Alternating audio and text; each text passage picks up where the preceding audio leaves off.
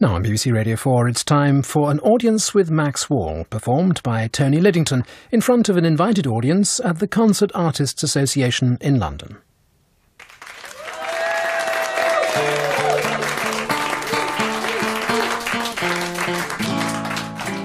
Had you just 2 days, you lazy animal?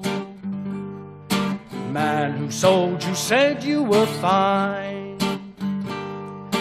I don't like your ways, you lazy animal. You just stand around and blink your eyes. Stubborn old mule, can't just make you out.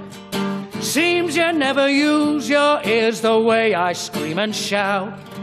Doggone your soul, hide your ugly face from me. Hide your ugly face from me. Rudolph Nureyev and I, we have a lot in common. Oh, yes. Both trained in the ballet, both with legs at either side. But if he fell off the front of the stage, he'd have nothing to say. Whereas I would pop my head out of the pit and tell a string of hilarious gags. So you see, I can do all of his material, but he can do none of mine.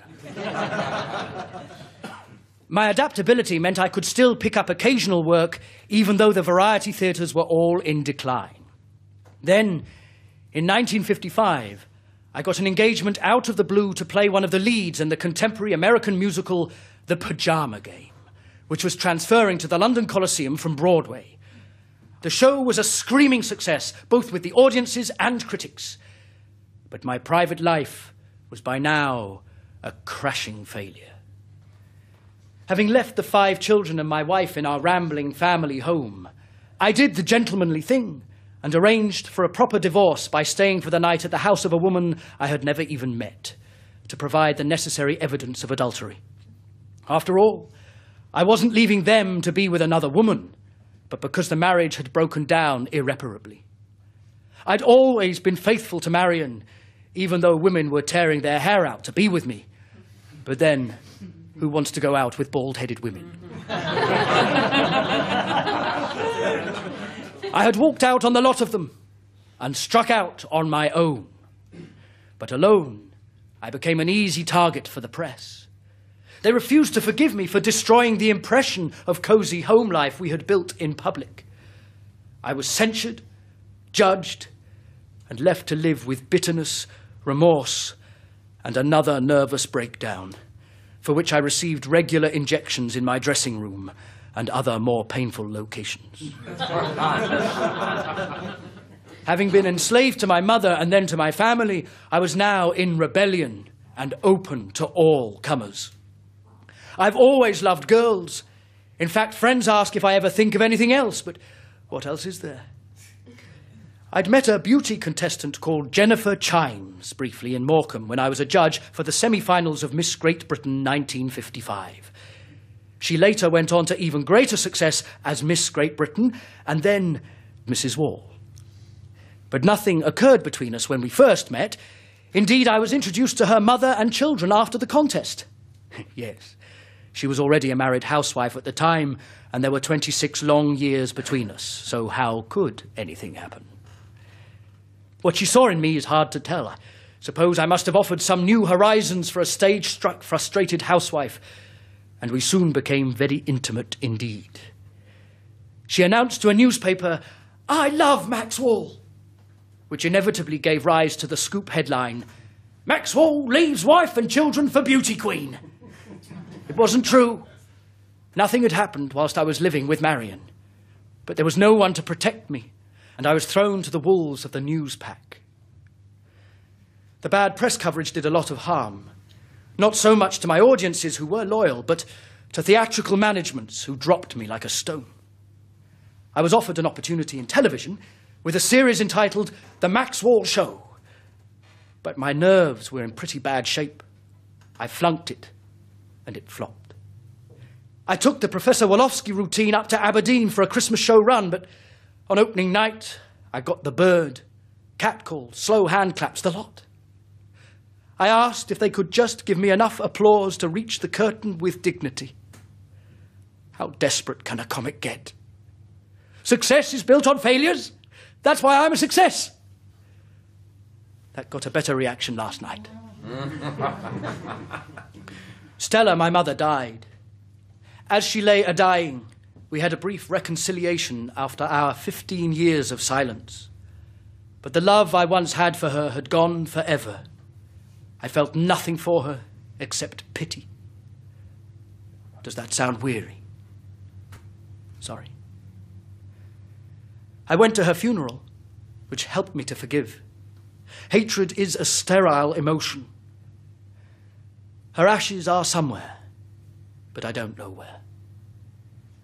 Music hall had died before the war, and now variety was collapsing as the ghastly spectre of bingo rose in its place.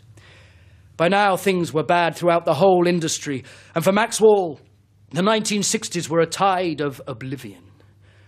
The only venues left for turns like me were the graveyard slots at the northern clubs. After countless years of touring, the name and goodwill I'd left behind in every town and city in England still had currency. Those same people came to see me, and my spit and sawdust went down well with the wines and spirits consumed by ordinary people. They could tell I was one of them, like the great Mari Lloyd said. They paid well too, but boy, they made you work. You had to do a minimum of 40 minutes, where on the halls the most you had to do was 20. They saw me through nearly 10 years when there was precious little else on offer. It wasn't so much a graveyard as a lifeline. In 1964, Jennifer, her kids and I all moved to a tumble-down house on the coast of Jersey. As a result, I flew in and out of the island week after week, whizzing here, there and everywhere. I ended up with pedestrian eyes. They looked both ways before crossing. Jennifer bought a little dog we called Sandy. I became obsessed with DIY, fixing up the house wherever it needed it, flying out, doing a week, flying back in, DIY, fly out, and so on, week in, week out, year in, year out. And one day, after I'd been in Stockton-on-Tees for a week's work, I rang home to say I was on the way, but there was no reply. I rang a neighbour to ask them to check the house, and they replied ominously that everything was silent. I waited for the bombshell. It came when I rang her mother, and my world fell apart when Jennifer herself answered with these words which are now seared into my memory. I have left you. You will end up in one room, alone, with nothing. For now, I was left with a house and the dog. I lived as a recluse, observing mice and moths, independent, innocent creatures living amongst the spit and sawdust of my handiwork. I seldom went out and seldom got offers of work. 4 years of loneliness and celibacy. Celibate! Me! People said, "Why don't you take a housekeeper?" I replied that I would if given half the chance. I led a squirrel-like existence of mice, moths, dog, drink, another silly marriage, bankruptcy, drink. I keep that up. Why should I care? And then came my rehabilitation. Firstly, through the theatre. The first British production of a wonderfully irreverent French play called Ubu Roi. King Ubu. Ubu. But this was the legitimate stage. Spit and sawdust playing at the royal court, if you please. Playing with language, extrapolating words, deconstructing sense and reality into dreamlike non-sequiturs, like the lonely rubble into which my own life had collapsed. It was a success. And up from the ashes grow the roses of success. In 1968, I played a bit part in a Disney film, Chitty Chitty Bang Bang.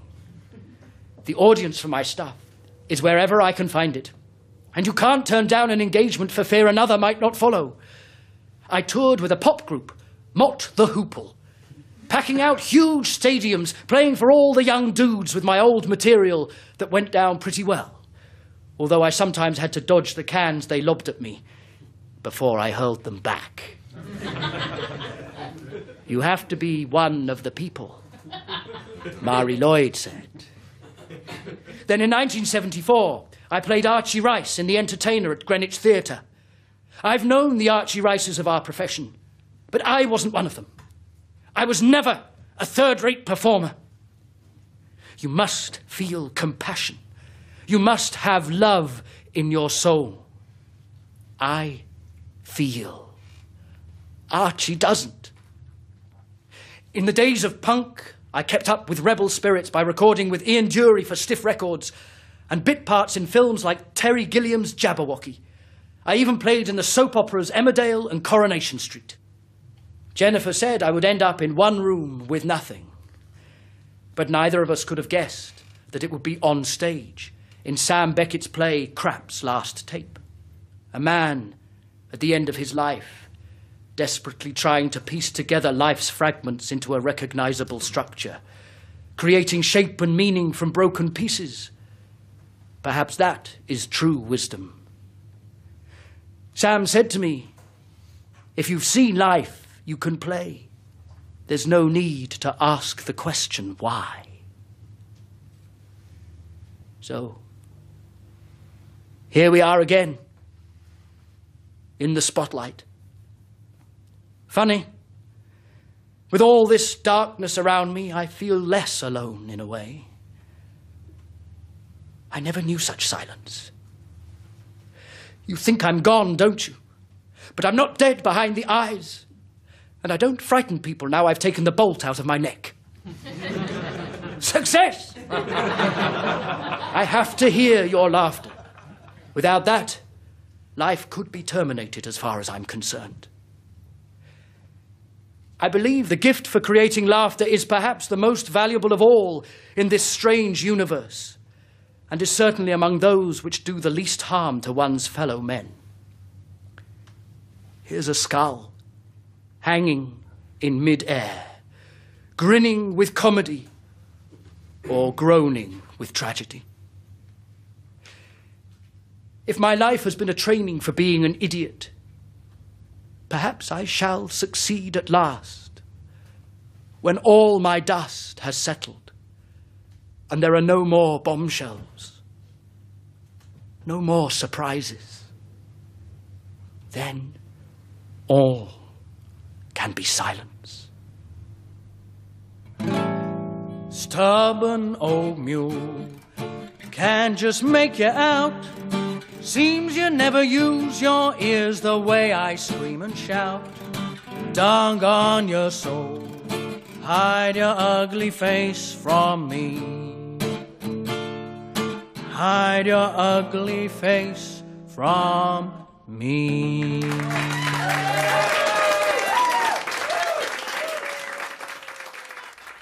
That was the last in our series of audiences with Max Wall, performed by Tony Lidington, accompanied on the guitar by Jake Rodriguez. It was a peer production for BBC Radio 4, directed by David Blount.